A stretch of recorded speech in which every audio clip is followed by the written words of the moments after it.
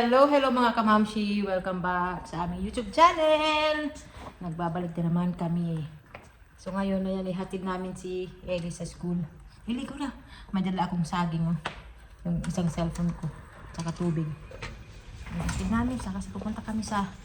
After namin sa gihatid, pupunta kami sa hospital. Mag-visit sila ni Marco sa bayaw ko. Ayun ang bata, oh. Tingnan nyo. Wow! Big girl na, oh! Sana! Wow! Pamakaliari kami. Ellie, look at me. Wow. Ayun ang daddy, nag-aantay na. Baka magalit. Go to daddy. Daddy! Daddy! I'm waiting. Hello, lady. Oy, be careful ha. Ala! Bibi, what is that? Dagoy. Because it's itchy. Dagoy, ay. Naipit ata. Akala ko naman kung anong gagawin. Bata, batuta talaga. Kamino nga nit amon. Wala ko kayo, bumalin naman ang iba. Nakagawas na. Mabalin na rin Ibrahim sis. Ayun na.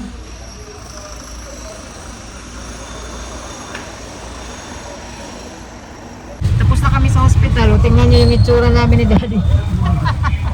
Nasa tricycle. Umulan pa ng malakas.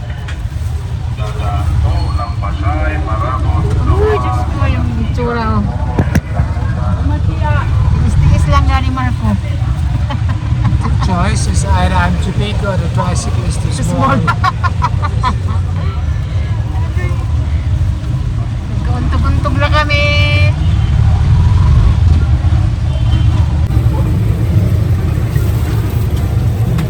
Careful, Daddy. Dako pa ako. Oh, Rita, yan na, oh, ade, may sobra. Salamat. Mupay wala ka kadakop.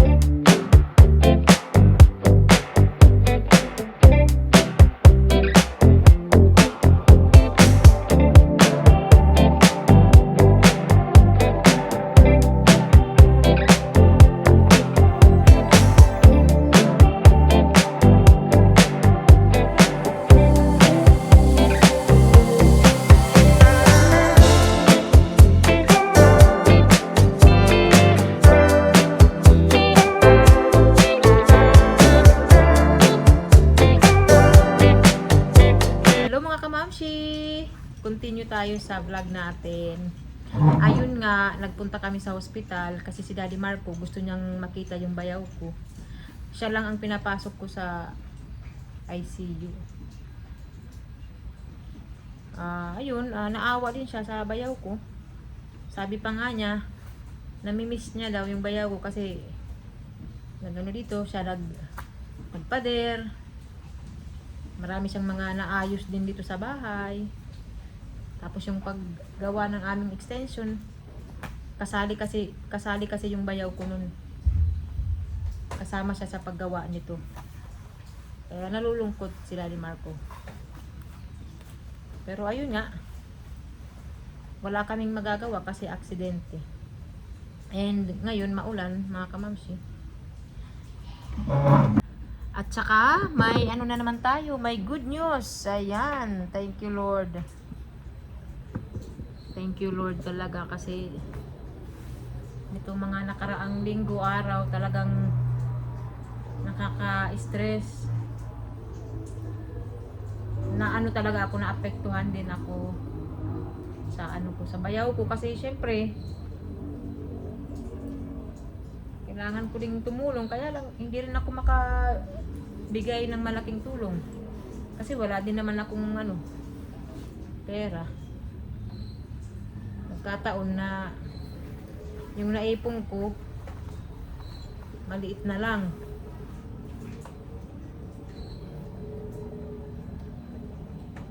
Malaki na nga yung babayaran sa hospital, mga kamamsi. Siguro pag ano ba, isang buwan yung bayaw ko sa ICU, aabot ata ng 1 milyon ang babayaran. Malaki yun. So at least may mga, para sa akin ba, may ginagawa si Lord na ano, mga positive, diba? Hindi lang puro problema. So ito, nakuha ko na yung pinagawa ko. Ayan. Ano to, paglalagyan ng stove, mga kamamsi, para makapagluto na ako dito sa labas. Maganda siya, oh.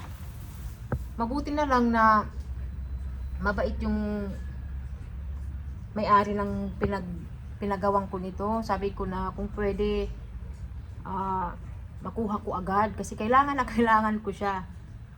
So sabi niya, sige, gagawin ko ng paraan. Kaya ito, nakuha ko siya agad. Mga 5 araw ata ito na ginawa.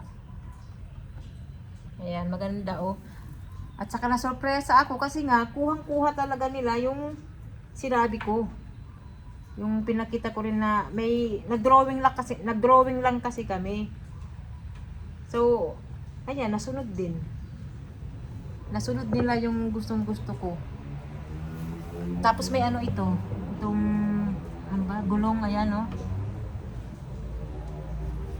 Ako talaga ang nagano niyan, nagsabi na maglagay kasi nga para ano ba, madadala ko siya kahit saan, mailalagay ko ba siya kahit saan, lalo na umuulan, di ba?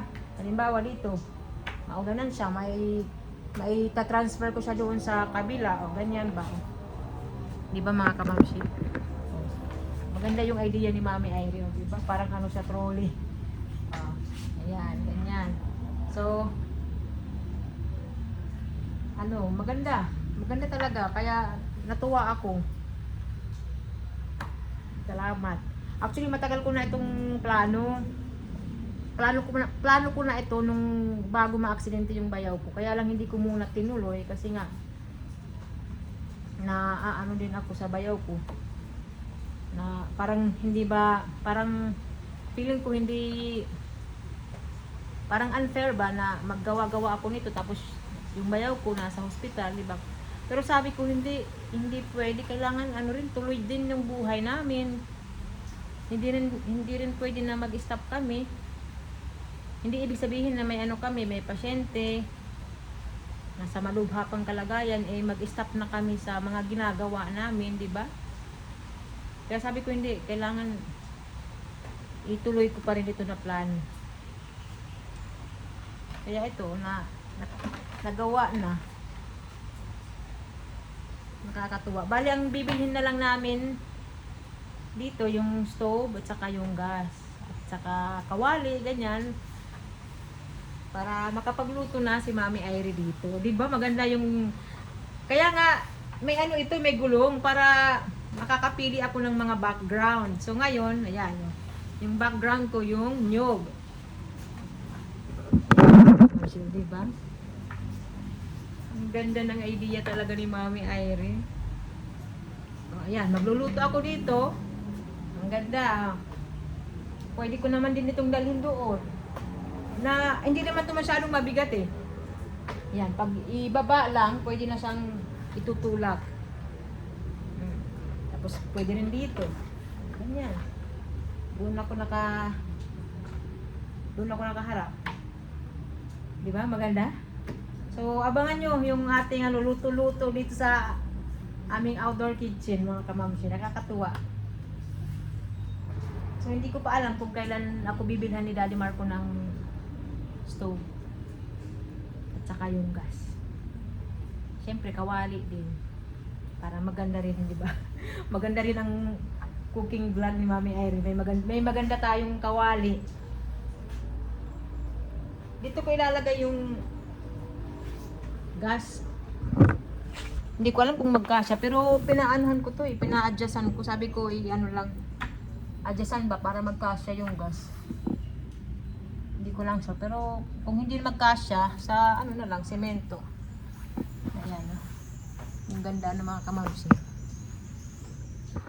Matagal ko na itong plano talaga. Ngayon lang natuloy. Nakakatuwa. Thank you, Lord. Salamat din kasi mahirap talaga yung sitwasyon namin sa ngayon. Si Mama na i-stress na rin sa kung saan kukuha ng pera, ganyan. Kasi wala naman yung din sila, yung bayaw ko, yung ate ko, wala mang trabaho. Wala talagang pera, wala. Kaya ako at least ito may rin tayo, blessing. So ito lang mga kamamsi yung natin video. Pinakita ko lang sa inyo itong ang tawag ni Daddy Marco nito, kitchen boy. Kitchen boy daw namin ito. Kakatuwa. Pwede ito doon sa may mangga. Kahit saan. Kahit sa loob. Kasi nga hindi siya mahirap. Natutulak-tulak kasi siya, ganyan. Yan. Kahit dito. Diba? May nakita ako sa Handyman ba yun? Sa Robinsons. May nakita ako. Metal siya. Hindi maganda. Mabigat. Tsaka, ayun nga. Kailangan pa siyang buhatin. Kaya so sabi ko, magpagawa na lang ako. Ang bayad ko dyan, 5,500. Sabi ko, sige na lang. Basta magawa siya agad-agad. Siningit lang kasi ito eh. Kasi ang dami nilang mga order. Nakiusap lang talaga ako na matapos agad para magamit ko. Ayan, umuulan na naman. Ganda talaga mga kamamsi. Natutuwa ako. Magagamit na natin ito soon. So, ayan. Thank you so much, mga kamamsi. See you sa next vlog. Lakas ng ulan.